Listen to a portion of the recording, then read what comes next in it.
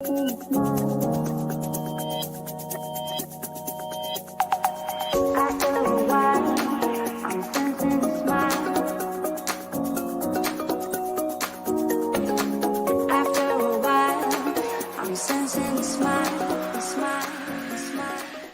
everybody, it's Dan. Hope you're well today and welcome to a podcast. We have not done a podcast for quite some time and we've been a little bit slack. We've been travelling pretty much everywhere all over summer, which has been awesome, by the way. We went to France, we did Disney, we stayed at Centre Parks, we've been to the UK, we've come back, we had a 4-day festival, then we have had guests who've just left today.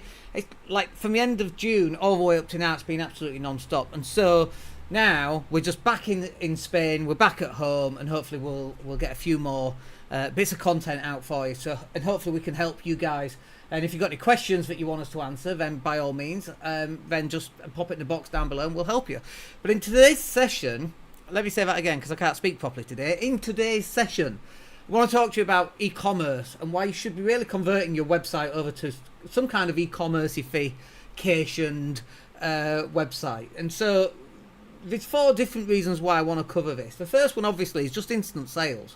Like, if you've got traffic on your website and you've got a method of selling something on your website, it could be anything. It could be little pens, it could be phone cases, it could be strategy sessions, it could be websites, it could be marketing, it could be plastic dinosaurs. Don't ask why I've got a plastic dinosaur hand. It was my birthday in July and that's one of the things I got. But look, it could be anything, right? It could be useful stuff, it could be tap, it doesn't matter. It's about you having an opportunity to be able to generate some cash flow and some income and start getting some instant sales. Because, you know, if you are able to sell something from your website and have a buyer, studies have shown that that buyer is much more likely to buy something else from you if they've already bought from you. So even if you can get the wallet out and get them to do a £1 transaction of some kind, studies have shown that they're much more likely to buy from you as well, because you've already built some trust and some relationship there. And you know, there's definitely something for selling something low value to start the relationship off and then start to build up that sales process by starting to upsell and sell them cross-sell and sell them more and more things. I can't speak today, I don't know what's up. So getting some level of instant sales, and so that can be quite difficult, of course, if you don't know what you're doing, you don't know how to do it, or you haven't got time to do it, or you're so busy running a business you haven't got time to implement an e-commerce website. And that's why we're here. That's one of the things that we do. We help people with their e-commerce websites and working out what's the sales funnel for making sales off that website.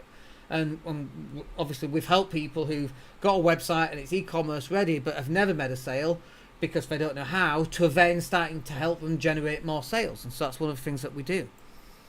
But the other reason why you want to e-commerceify your website is that buying habits have definitely changed. I mean, how many times have you gone into Waterstones or PC World or Curry's or whatever it happens to be, and you've gone and you've looked and you found a book to read? I do this in airports. You find a book to read and you know, my bag is full, so I don't want to buy a physical book, and then I go onto Amazon and I buy the Kindle version. I know it's not just me that does that, other people do it as well. Or you go into Curry's or PC World or Argos, and then do you check it online to see what the price is? Is it a little bit naughty? Probably.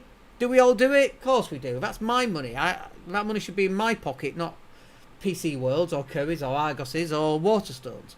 And you know, will those businesses shut down or will they have to adapt? Absolutely. But just like you're having to adapt now. And so these buying habits and these methods that people purchase have definitely changed.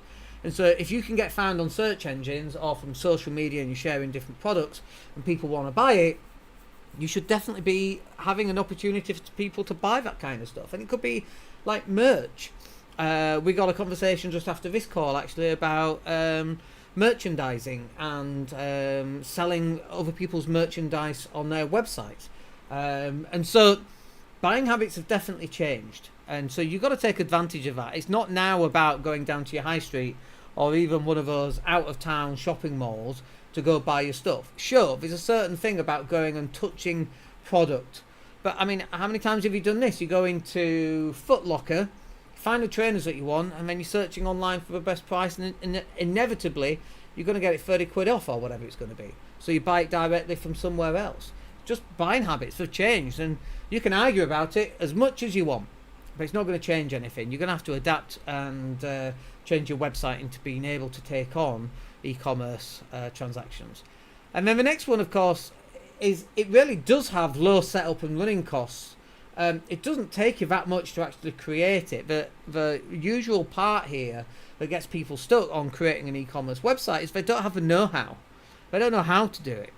And can you go and find out how to do it? Well, you can do, but really you just need to use somebody else that already knows how to do it, so you can accelerate getting your e-commerce website up and running and getting those sales in place. Because the chances are you don't know what you're doing, and you don't know how to, once you know how to set it up, you don't know really how to sell on e-commerce, because it's not the same as selling in a shop or selling on the phone. It's different. And so yes, it does have low setup and low running costs, and that's really good for an entry to a barrier to entry, removing those barriers for you to get started. But if you don't have the knowledge, it can take people months. I mean, I've spoken to people and we're doing their content, and they're like, I'll ask them, when's your website ready? Oh, it's not ready for 3 months. I'm like, what do you mean it's not ready for 3 months? What the hell are they doing? Well, we took on a website sale today. It's Tuesday. That website will be up and running by Friday. It's like, what are you dicking around for? Like, time is not your friend here. You want to get to market as fast as humanly possible. And if you're messing about with the technology, what are you having to give up in order to make that happen? And then just finally here is it's really easily scaled. So if you start off with 3 products on your website, there's no reason why you can't have 200 products. And then I suppose the content would then follow the products. So if you've got 3 products, let's say a water bottle, a phone case, and a mouse. Let's say you're starting off with those 3 products. Can you then have, I'm looking for more products on my desk, I've not got anything. Can you then add microphones, which you can't hear, but here's my microphone. Can you add keyboards and LED things and lights like you see in the background? Yeah, absolutely.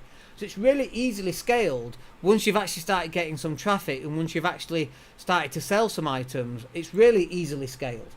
And so it's really about getting started, and that can be the biggest block, especially if, low running costs and low setup costs, that's great, but the barrier to entry usually is the technology. And again, that's why we come in, and often we get asked for help for people starting up on their e-commerce journey. We just want to sell online, and you don't want to be too late to the marketplace here, because your competitors are moving all their stuff online, and you've got to catch up with those guys.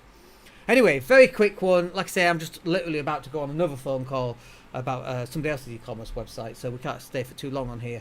But I hope you found that useful, and we'll catch up with you on the next video. My name's Dan Latter. Have a wicked day. Take care.